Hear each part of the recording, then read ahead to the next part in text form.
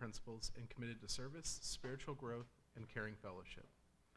At our best, we strive to be a welcoming community, to enrich each other through our diverse backgrounds, and to be willing to be changed by one another.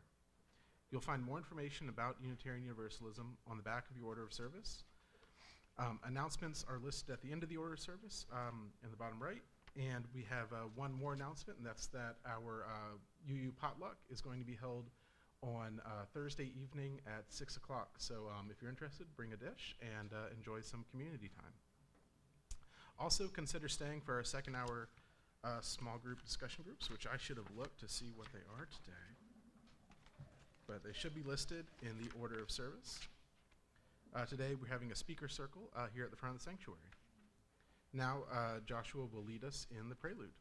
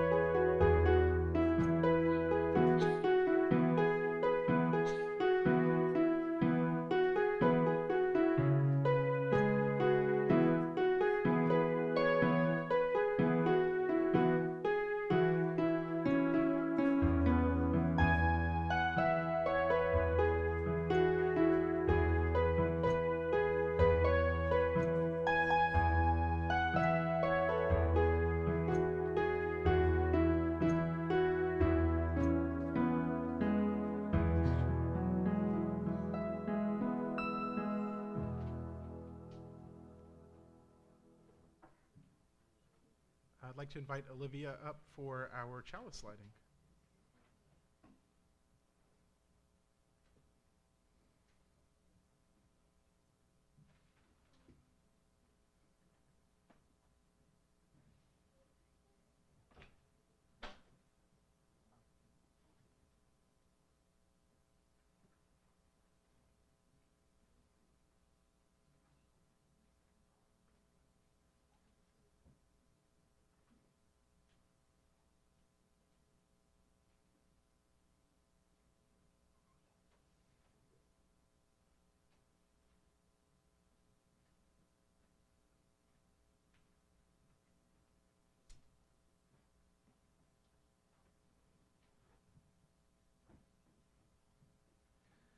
We come from many places, along different paths, bringing different truths.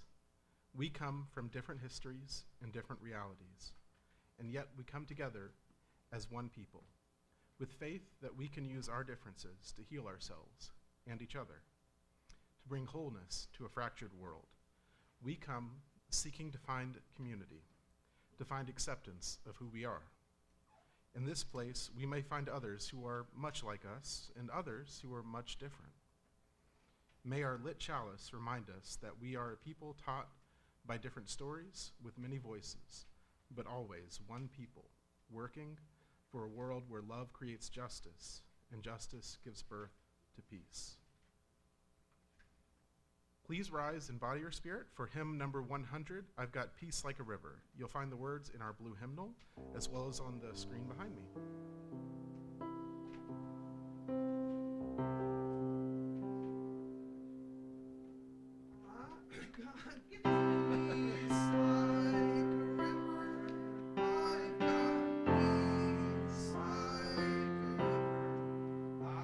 Hi everybody, my name is Mark David Buckles and I'm excited to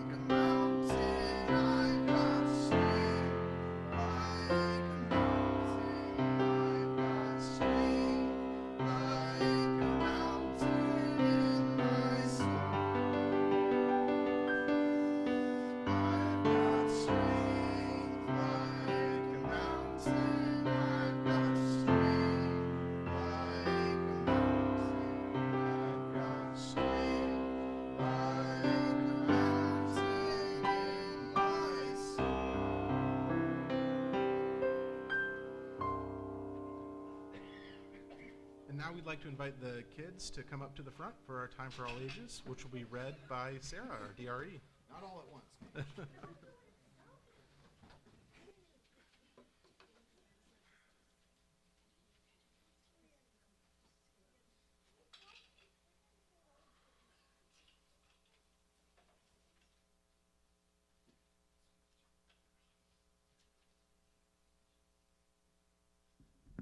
Howdy, howdy. All right, so for those who have not met me yet, I am Sarah. Yeah, I know. I am Sarah Searfoss, and I am the Director of Religious Exploration. And today I was pondering the theme this past week, and I was thinking of kind of things that transcend our differences, and I was reminded of an excerpt from Tolstoy, who is a Russian philosopher, and he made this like little short story called The Three Questions. That might be a little heavy for our kiddos. Luckily, this author, John Ruth, made a children-friendly version, and I'm going to read that for y'all today. There once was a boy named Nikolai who sometimes felt uncertain about the right way to act. I want to be a good person, he told his friends, but I don't always know the best way to do that. Nikolai's friends understood, and they wanted to help him. If only I could find the answers to my 3 questions, Nikolai continued, then I would always know what to do.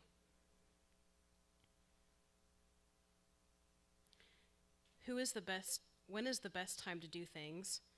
Who is the most important one? When is the right thing to do? Nikolai's friends considered his first question. Then Sonia, the heron, spoke. To know the best time to do things, one must plan in advance, she said. Gogol, the monkey, who had been rooting through some leaves to find something good to eat, said, You will know when to do things if you watch and pay close attention. Then Pushkin, the dog, who was just dozing off, rolled over and said, You can't pay attention to everything yourself. You need a pack to keep watch and help you decide when to do things. For example, Gogol, a coconut is about to fall on your head. Nikolai thought for a moment. Then he asked his second question. Who is the most important one? Those who are closest to heaven, said Sonia, circling up into the sky. Those who know how to heal the sick, said Gogol, stroking a bruised noggin. Those who make the rules, growled Pushkin. Nikolai thought some more. Then he asked the third question. What is the right thing to do? Flying, said Sonia. Having fun all the time, laughed Gogol. Fighting, barked Pushkin right away. Then the boy thought for a long while. He loved his friends. He knew that they were all trying their best to help him answer his questions, but their answers didn't seem quite right. Then an idea came to him. I know, he thought. I will ask Leo, the turtle. He has lived a very long time. Surely he will know the answers I am looking for. Nikolai hiked up high into the mountains where the old turtle lived, all alone. When Nikolai arrived, he found Leo digging a garden. The turtle was old, and digging was hard for him. I have 3 questions, and I came to ask your help, Nikolai said. When is the best time to do things? Who is the most important one? And what is the right thing to do? Leo listened carefully, but he only smiled. Then he went on with his digging. You must be tired, Nikolai said at last. Let me help you. The turtle gave him his shovel and thanked him. And because it was easier for a young boy to dig than it was for an old turtle, Nikolai kept digging until the rows were finished. But just as he finished, the wind blew wildly, and rain burst from darkened clouds. As he moved toward the cottage for shelter, Nikolai suddenly heard a cry for help. Running down the path, he found a panda whose leg had been injured by a fallen tree.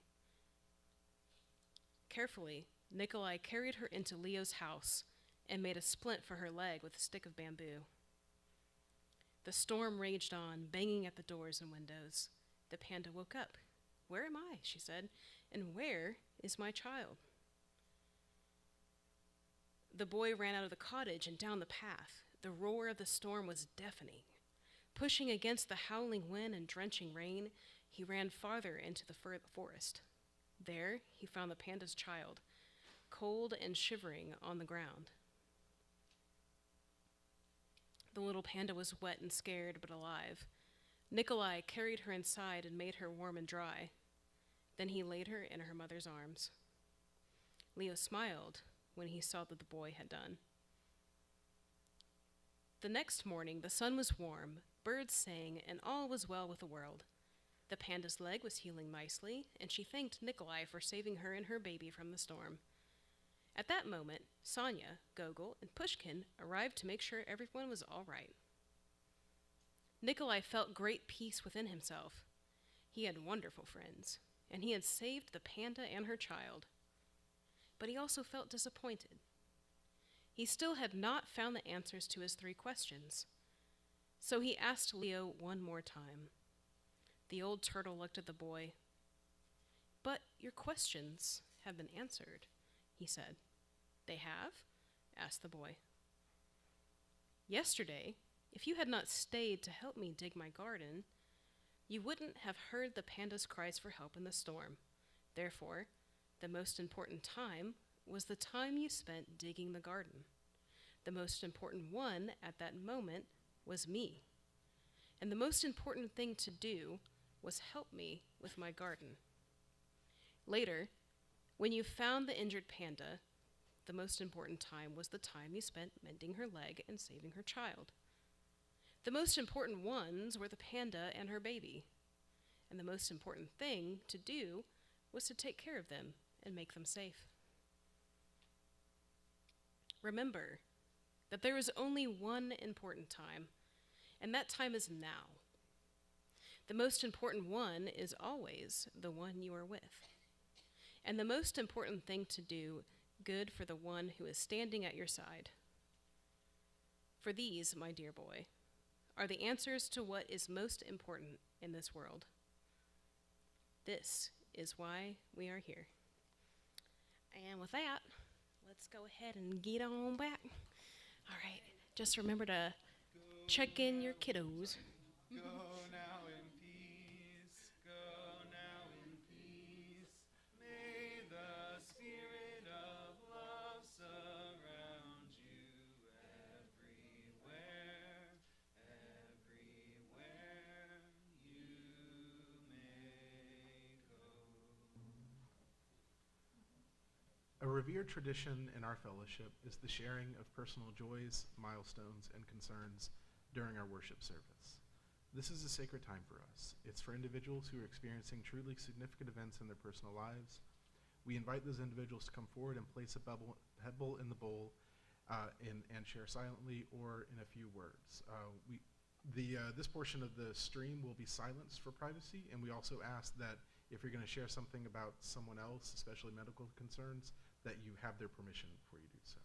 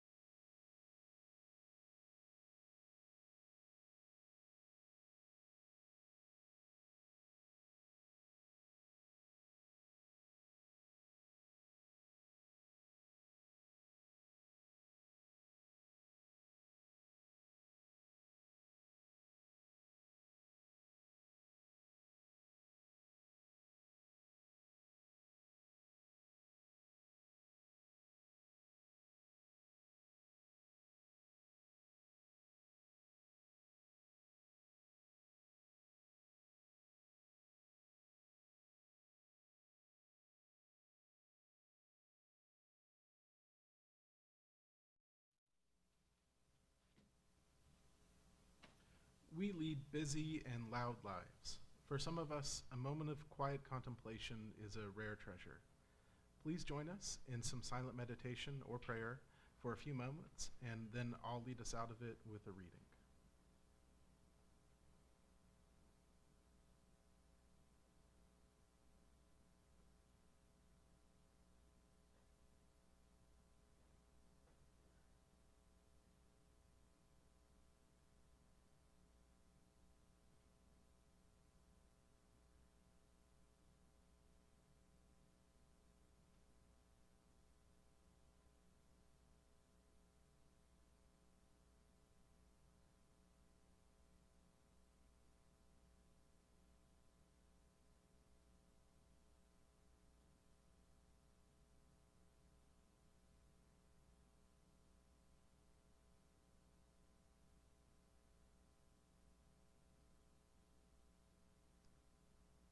We seek our place in the world and the answers to our heart's deep questions.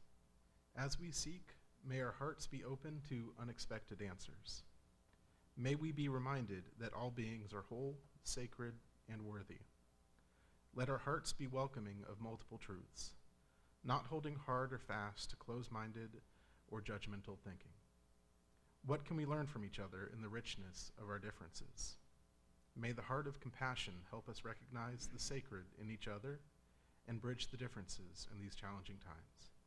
May each of us be held in relationship, accountability, and the power of beloved community. Blessed be. Every Sunday, we take an offering to share material resources in furtherance of our mission with generosity and gratitude. If you're paying your pledge by check this morning, just write pledge in the memo line.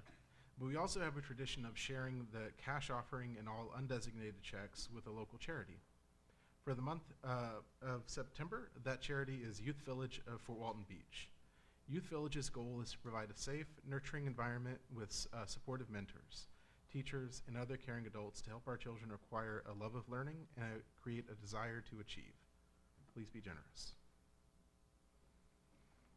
From you I receive, to you I give. Together we share, and by this we live.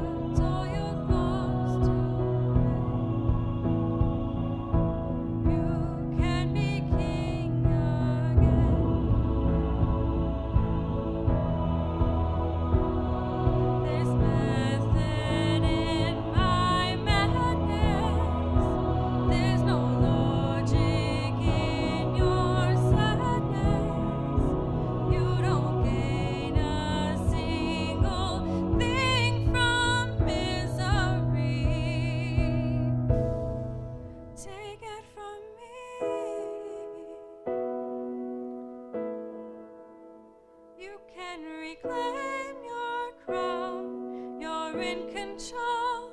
Rid of the monsters inside your head. Put all your faults to bed. You can be king, so much more. You lost your mind in the sound. You've got it all. You can reclaim your crown. You're in control. Rid of the monsters inside your head. Put all your faults to bed. You can be king again.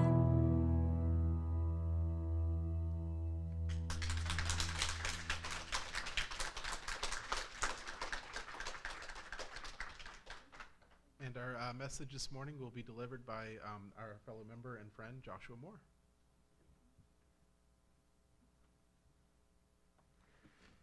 Hello again. I am Joshua Moore, he, him pronouns. I'm a member of this congregation and a seminary student at Star King, and I love every opportunity I get to do this. But thank you, Bud. That was beautiful. Do I contradict myself?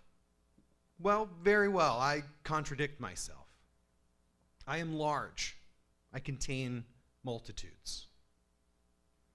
These few lines from visionary poet Walt Whitman are only a brief excerpt from a beautiful and enigmatic poem called Song of Myself. And while that poem contains the seeds for many, many sermons, this brief section is what we'll contemplate today. Though I do recommend, if you haven't read Whitman, especially Song of Myself, that you seek it out and explore its depths. I have meditated on these few lines, and in the context of the larger poem, they mean something very specific. But detached from the whole, they conjure up a whole lot inside of me. They come to me from time to time, and I find myself reciting them under my breath, a mantra of sorts. Do I contradict myself? Very well then, I contradict myself. I am large. I contain multitudes. At different times in my life, they have come to me with a different message, a reminder of something I need not forget. With each time they return, I see them in a new light, refracted by the prism of the moment. This happened again recently during a group session with my seminary cohort as a part of a course on multi-religious dialogue. I was asked to contemplate my identity, not in terms of a singular faith or doctrine or school of thought, but instead I was instructed to meditate on a multi-religious identity. Not this or that, but instead both and.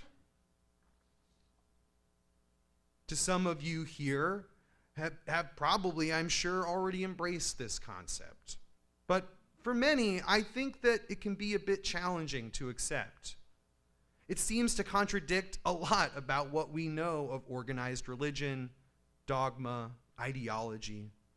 The religious history of our peoples for thousands and thousands of years is largely the story of religious war. The ultimate manifestation of those heavily guarded and fortified walls erected in between each religion. It's my way or the highway, right?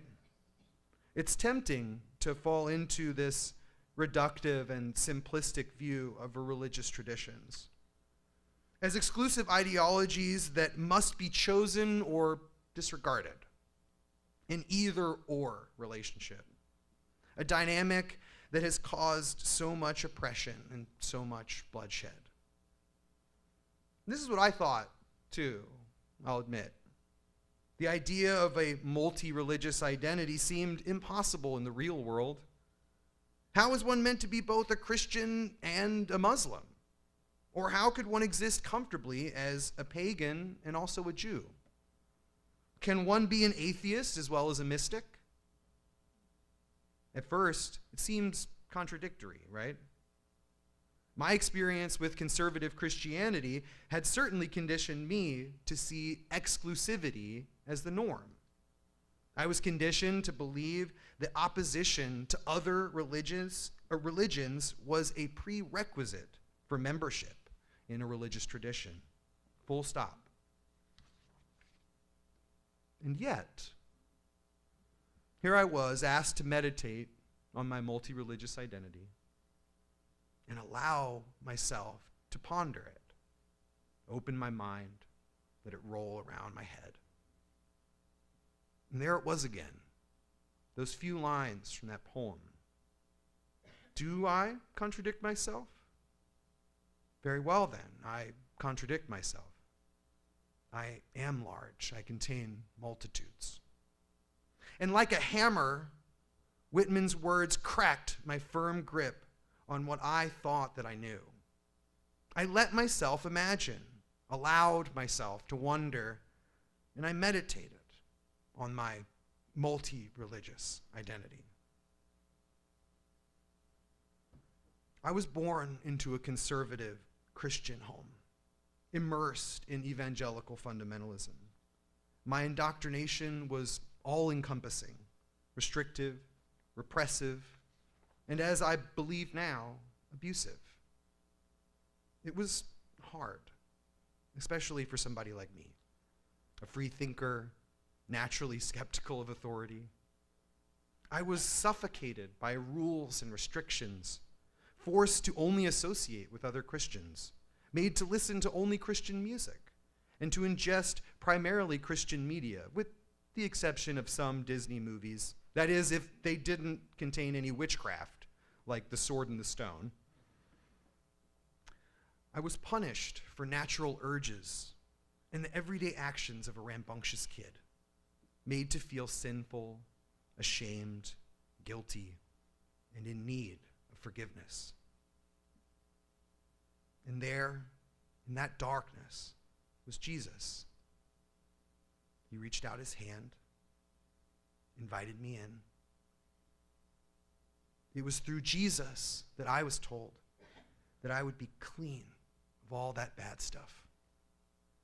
And after being convinced that I was an awful person, even at such a young age, I jumped at the chance for holy forgiveness. I asked Jesus to come into my heart and make it clean again. And I felt it, too. It's my clearest memory of my childhood. I knew that Jesus was with me. This was my first conversion. But with each passing year, the darkness I saw within the faith grew, and it became harder and harder to justify or ignore. It hurt me. It hurt others around me. And the light that I once felt, the love that I had known in the embrace of our Lord Jesus, that light was snuffed out by the murky darkness of hypocrisy, bigotry, warmongering, spiritual and physical abuse. A dark cloud that smothered me. I had to escape, and I did. And I ran as far as I could. I ran from my church, from my family, everything I knew. I became a roaming vagabond of sorts, what we called at the time a dirty kid. And I began to search for something else. Didn't know what, but I was sure that it wasn't Jesus or Christianity or anything remotely like it. In the last 20 years of my life, I have met so many people who have experienced something like my story. Church hurt is tragically far too common, and communities that are meant to offer stability, connection, spiritual guidance become places of pain, oppression, and abuse. The tendency for many of us that leave organized religions in this way is to reach for something that is completely counter or opposite to what we left. Many ex-evangelicals, as we like to say, become committed atheists. They reject any notion of God or faith or spirituality or anything really beyond the material world. And I tried this hat on for a time. And I admit it helped me deconstruct a lot of the junk science that was taught in my Christian schools and helped me come to a much healthier relationship with the material world. But ultimately, I felt like I was missing something. I was still entirely reluctant, however, to dive back into any organized faith. So I began to peer into the weirder, mercurial world of mysticism, the occult, and ritual magic, and the use of sacred plant medicines. The way of the mystic was a path of direct connection to the divine, no intermediary necessary, and this appealed to me. I had been burned by authorities, especially spiritual leaders. I just couldn't trust anyone but myself. So, without guidance or any kind of safety net, I dove headfirst into the world of magic with a K. In hindsight, and for anyone listening now, it would have been much safer and more conducive to a healthy magical practice if I had not done this alone. So many simple mistakes could have been avoided, and many close calls could have been averted. Without going into any gritty details of the process, let me just say that the mystical journey is and can be full of danger. Danger to one's health mentally, physically, spiritually. Now, I'm not going to try to convince anyone here of the reality of magic, for that's not why we practice. But believe me when I say that trips into the murky and strange depths of the occult are not recommended unguided. However, I was lucky, and I made it through with my mind and body intact. And when I emerged from the ritual practice, I came to the unshakable conclusion that I was connected on a fundamental level to everything around me. The interdependence of all things, that connection I felt was like this big ball of energy and matter, a giant web of which we are also a part. And as I searched for the right word to explain or contain this vast web of love and connection, the only one that even came close was God. That was my second conversion. With a new, budding, and hesitant theism, I threw myself into exploring bits and pieces of any religion that I was curious about. I read some of the Quran and found its poetry intriguing. I learned of Shivite Hindus who, like me, found inspiration in sacred plants, attributing their great insight to their Lord Shiva. And for a time, I painted cannabis ashes on my forehead, a crude imitation of those sadhus that I admired. But I had never met. I read Crowley, Blavatsky, and Robert Anton Wilson. I tried black magic, white magic, and everything in between, and took bits from each, never attaining mastery over any one thing. It felt intoxicating, taking what I thought made sense and dumping the rest like yesterday's trash. However, I see now the inherent colonialism in that method. My privilege had led me to believe that I could cherry pick pieces from this religion or that, with no need to respect or even understand the elements that I was tossing aside. This kind of appropriation is pretty common, and it seems quite natural to many of us born into privilege here in America. We are consumers, after all, individuals who make our own choices within the market, within our political system, our styles, likes, dislikes. We build a unique identity, a brand, as is commonly said. And it only makes sense, I think, to us that we could do the same of religion. In fact, a common misconception about Unitarian Universalism is that it's all the world's religions rolled into one. I thought this too before I joined this UU congregation and became better acquainted with who we are and what we do. And as I have told that story many times already, I won't go into great detail, but as many parents before us, my wife and I realized that we wanted our children to be part of some sort of spiritual practice or community. We too craved the connection to a community like that. We'd always wanted to check out a UU church, but hadn't lived around one until we moved back to Florida during the height of the COVID-19 outbreak. And when this place finally opened back up again, we came. And here, we found a place where all life-affirming beliefs and ideologies were welcome, where all identities were affirmed, and a safe space was created for those who desperately need it. Here we found a group of seekers, lovers, and strivers, of brilliant, beautiful weirdos who believe so many different things, but nonetheless decide to worship here together. And from that first Easter Sunday, we were hooked. That was my third conversion.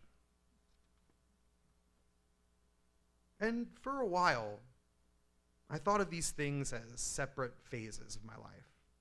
They were distinct, ruled by specific ideologies. First, I was a Christian. Then, I was a mystic. And then, I became a Unitarian Universalist. But it isn't that simple, is it? And this is what I realized there in my multi-religious dialogue class, instructed to open my mind and see my own religious identity in a multifaceted way. Struck with Whitman's words once again. Do I contradict myself? Very well then, I contradict myself. I am large. I contain multitudes. I knew then that these parts of myself were not distinct. These spiritual experiences, the exploratory seeking, all wove together to create in me a truly multi-religious identity. Within mysticism, I was acquainted with a personal relationship with what I choose to call God.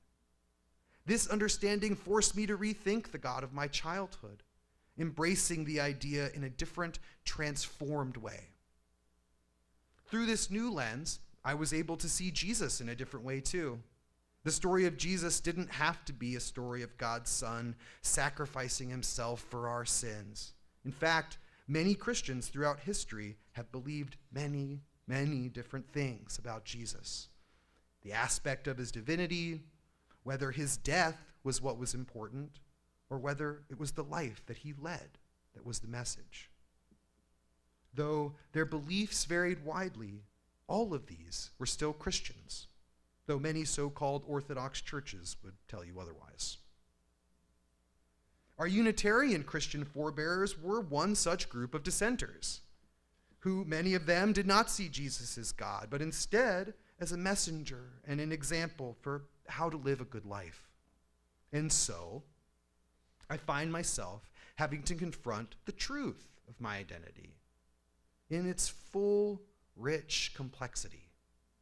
I am a Christian. I am a mystic. And I am a Unitarian Universalist. These things are not exclusive. They are, in fact, complementary. They work together inside of me to aid in what I see as the goal of all religion, to practice the good life, both in our personal lives and together in a faith community like this. Through Jesus' example, I am instructed to treat others with kindness and compassion, to be a servant to any in need of it, and to build a more compassionate world.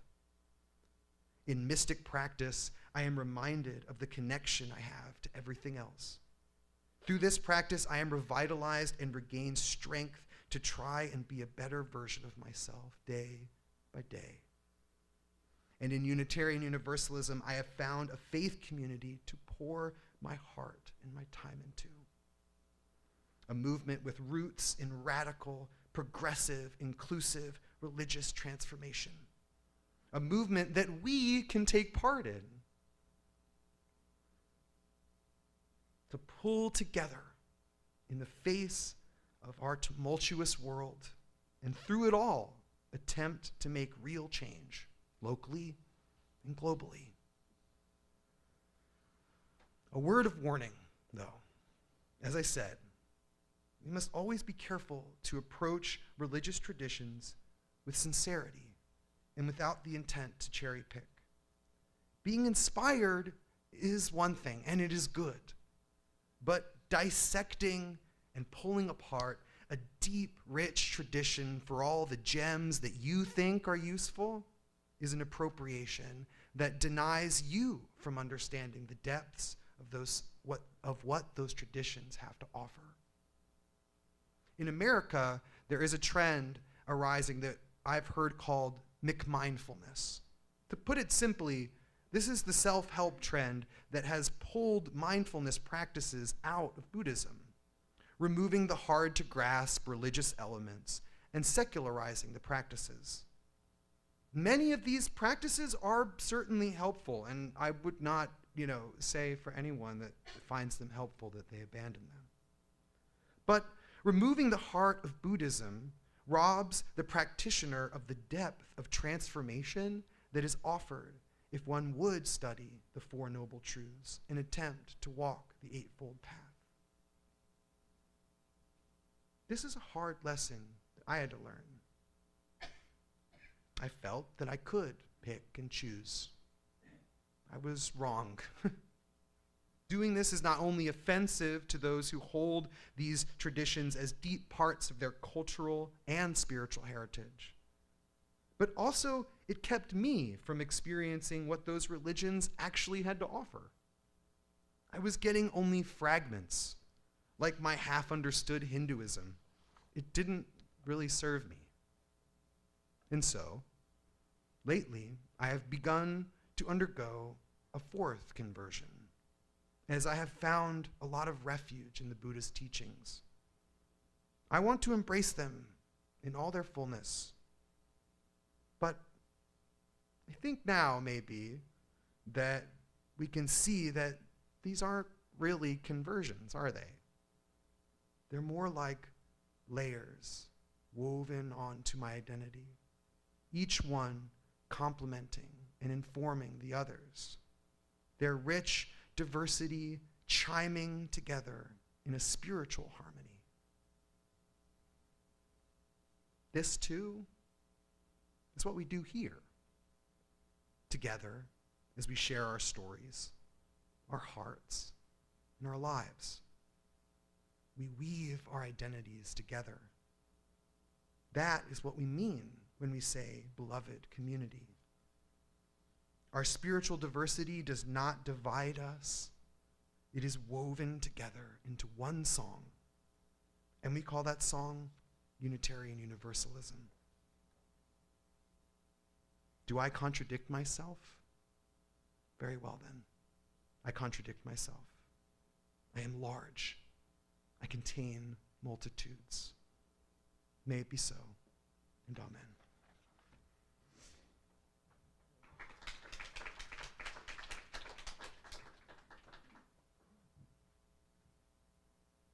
Please rise in body or spirit for hymn number 318, We Would Be One. We're going to do this one a cappella. We're going to sing together. Give us a starting note and we can do it.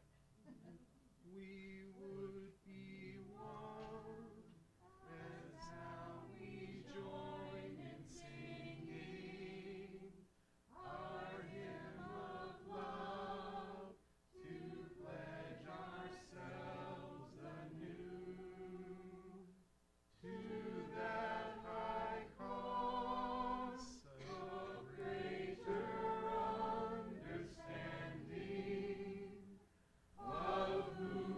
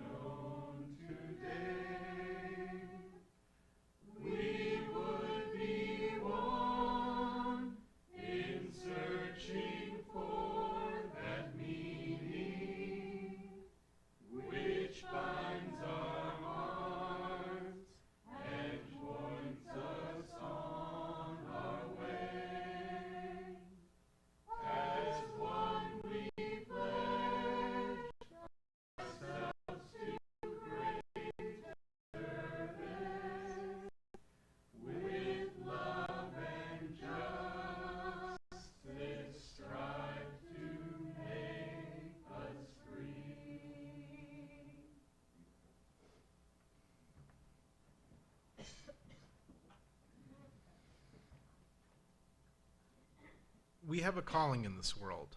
We are called to honor diversity, to respect differences with dignity, and to challenge those who would forbid it. We are people of a wide path. Let us be wide in affection and go our way in peace. Amen. Please stay for the postlude and then join us for refreshments and for speaker circle.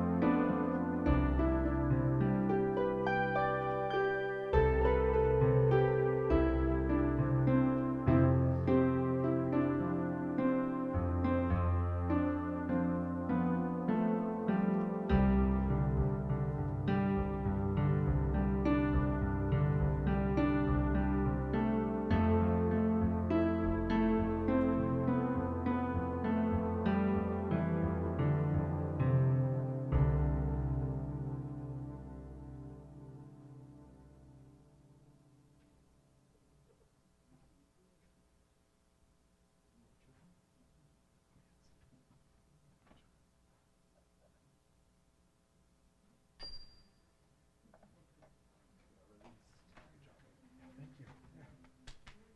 That was really good. Thank you.